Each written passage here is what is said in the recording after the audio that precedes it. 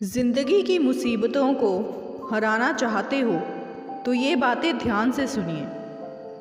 सिर्फ दरवाजे पर शुभ लाभ लिख देने से कुछ शुभ नहीं होगा।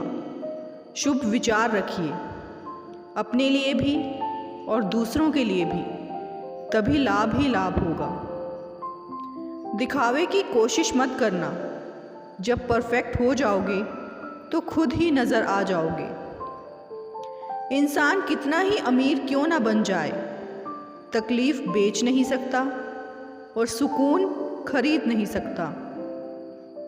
एक फैक्ट्री में काम खत्म होने के बाद सभी लोग घर जाने लगे, लेकिन एक व्यक्ति अंदर ही रह गया और बाकी सभी लोग घर चले गए। अंदर का तापमान काफ़ी कम था। उस व्यक्ति की कुछ ही देर में मौत होने वाली थी। वो ज़ोर ज़ोर से चिल्लाने लगा। उसे समझ आ गया मेरी मौत निश्चित है। लेकिन कुछ देर बाद एक सिक्योरिटी वाला उसे ढूंढते हुए अंदर आता है और उसे फैक्ट्री से बाहर ले आता है। व्यक्ति कहता है, तुम्हें कैसे पता चला कि मैं अंदर हूँ? सिक्योरिटी वाले ने कहा, हर सुबह आते ही आप मुझे गुड मॉर्निंग कहते हो और जाते वक्त गुड नाइट। आज मैंने आपसे गुड मॉर्निंग सुनी थी, लेकिन गुड नाइट नहीं। इसीलिए मैं आपको ढूंढता हुआ यहाँ चला आया। दोस्तों, याद रखिए, आप दुनिया से प्यार कीजिए, तभी दुनिया आपसे प्यार करेगी। आप लोगों को इज्जत दीजिए, तभी आपको इज्जत मिलेगी। इस दुनिया में आप जितना दोगे, आपको उतना ही वापस मिलेगा। अच्छा व्यवहार रखें, आप जीवन में बहुत आगे जाएंगे और आपका एक भी काम कभी नहीं रुकेगा। कलयुग की दुनिया है साहब, कद्र उसकी नहीं होती जो सच में रिश्ते निभाता है। कद्र उसकी होती है जो सबसे ज़्यादा दिखावा करता है। जो लोग आपका मजाक बनाते हैं और हंसते हैं, ऐसे लोग सफलता मिलने पर आपकी ही नकल करते हैं। एक बच्चा रोज़ अपने दादाजी को सायंकालीन पूजा करते देखता था। बच्चा भी उनकी इस पूजा को देखकर अंदर से स्वयं इस अनुष्ठान को पूर्ण करने की इच्छा रखता था, किंतु दादाजी की उपस्थिति उसे अवसर नहीं देती थी। एक दिन दादाजी को शाम को आने में विलंब हुआ। इस अवसर का लाभ लेते हुए बच्चे ने समय पर पूजा प्रारंभ कर दी। जब दादाजी आए तो दीवार के पीछे से बच्चे की पूजा देख रहे थे।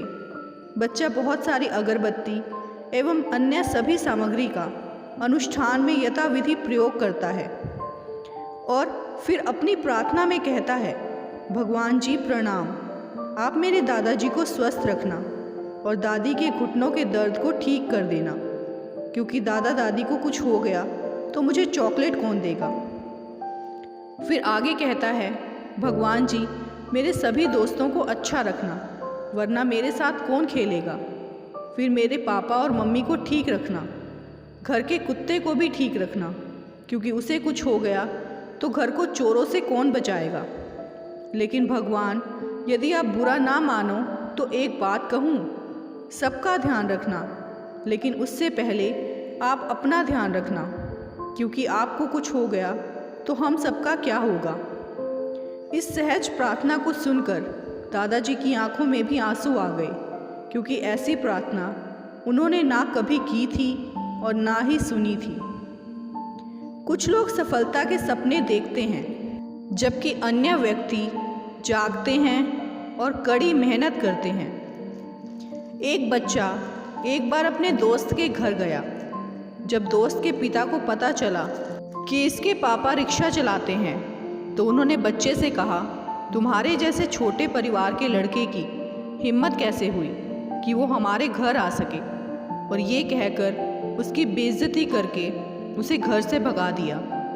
ये ताना बच्चे को याद रहा और आज वो IAS ऑफिसर गोविंद जायसवाल है और हज़ारों लोग उनसे मिलने के लिए तरसते हैं। आज किसी को बेकार ना समझो, कल वो क्या बनने वाला है इसका अंदाज़ा तुम भी नहीं लगा सकते।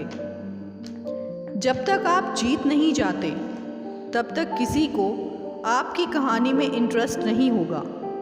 तो पहले दुनिया को जीत के दिखाओ।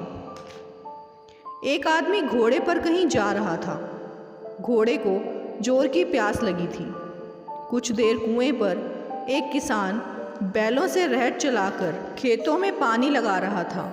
मुसाफिर कुएं पर आया और घोड़े को रहट में से पानी पिलाने लगा, पर जैसे ही घोड़ा झुककर पानी पीने की कोशिश करता, रहट की ठक ठक की आवाज़ से डरकर पीछे हट जाता। फिर आगे बढ़कर पानी पीने की कोशिश करता और फिर रहट की ठक ठक से डरकर हट जाता। मुसाफिर कुछ क्षण तो यह देखता रहा। फिर उसने किसान से कहा कि थोड़ी देर के लिए अपने बैलों को रोक ले ताकि रहट की ठक ठक बंद हो और घोड़ा पानी पी सके। किसान ने कहा कि जैसे ही बैल रुकेंगे कुएं में से पानी आना बंद हो जाएगा, इसीलिए पानी तो इसे ठक ठक में ही पीना पड़ेगा। ठीक ऐसे ही यदि हम सोचें कि जीवन की ठक ठक यानी हलचल बंद हो जाए, तभी हम भजन, संध्या, वंदना आदि करेंगे, तो यह हमारी भूल है। हमें भी जीवन की इस ठक ठक से ही समय निकालना होगा, तभी हम अपने मन की तृप्ति कर सकेंगे, वरना उस घोड़े की तरह हमेशा प्यासा ही रहना होगा।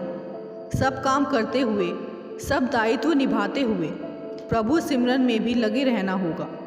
जीवन में ठक ठक तो चलती ही रहेगी। भगवान मेरे पास ये नहीं है, वो नहीं है, शिकायत करना बंद कर दो। भगवान ने तुमको जैसा भी बनाया है, ठीक बनाया है। इज्जत के बदले इज्जत भले ही कम दें, मगर बेइज्जती को पूरा सूद समेत वापस करें, क्योंकि जब तक सहन करना नहीं छोड़ोगे, लोग कहना नहीं छोड़ेंगे। दोस्तों, आगे भी इसी तरह की वीडियोस देखने के लिए हमारे चैनल हार्वी मोटिवेशन को सब्सक्राइब ज़रूर करें और साथ ही वीडियो को लाइक और शेयर करना ना भूलें। वीडियो में अंत तक बने रहने के लिए आपका बहुत बहुत धन्यवाद।